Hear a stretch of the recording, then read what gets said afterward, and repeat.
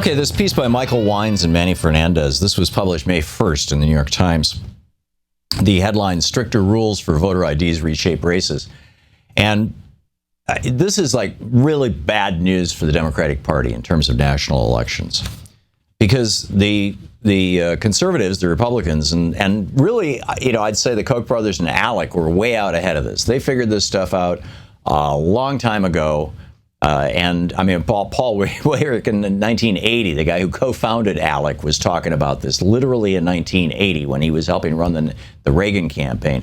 I don't want everybody to vote. Elections are not won by the largest number of voters. They never have been. They never will be. In fact, quite candidly, our leverage in the election goes up as the voting populace goes down. Pretty close to a verbatim quote. So in this article, they point out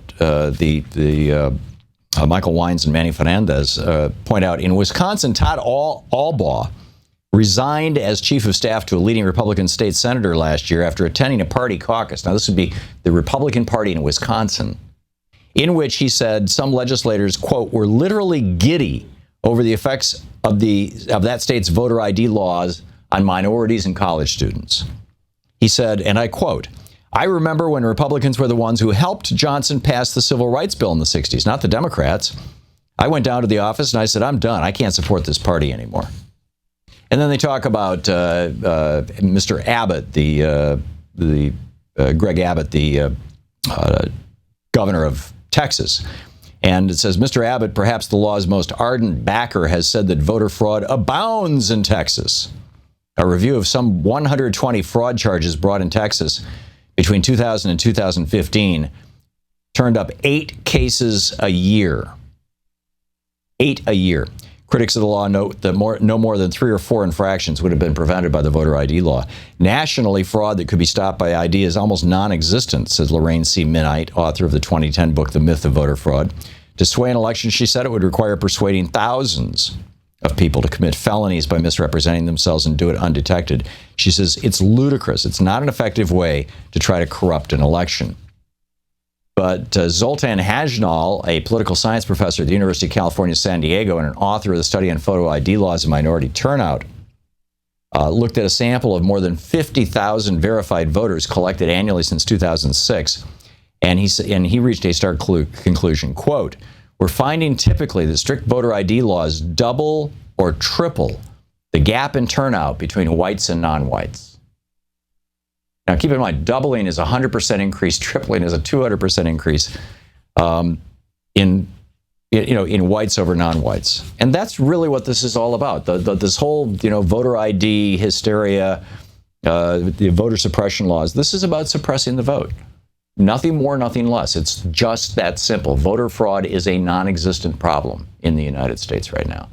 Now, election fraud may be a problem. We have electronic voting machines that tell us that the results are different than the exit polls in one state, but not different than the exit polls in another state, which has got a lot of scientists, computer scientists, not just scratching their heads, but calling foul. But nobody wants to talk about election fraud. I mean, I will, but... So, but this voter fraud canard, now 33 states now have voter suppression laws that did not 8 years ago, the last major presidential election. And in fact, most of them didn't have them 4 years ago.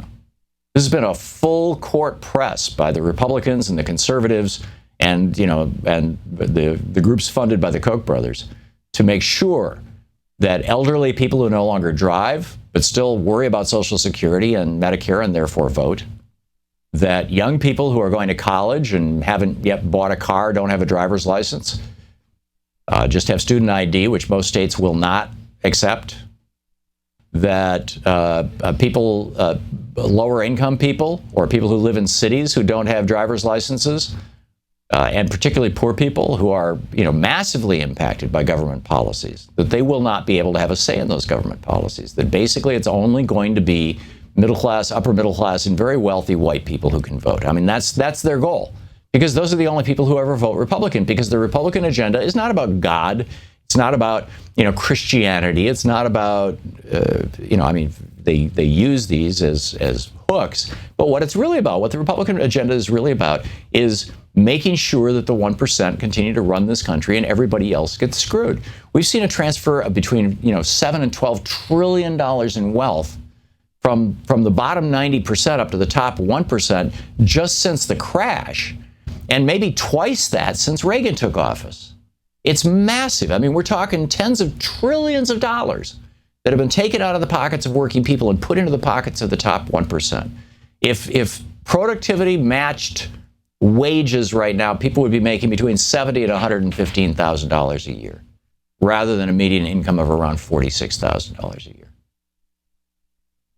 So, and it's just, anyway, that's my take on it. To watch more clips from our programs, hit the Watch More Videos button over here. And please be sure to hit the handy-dandy subscribe button so you'll always be up to date. Tag, you're it.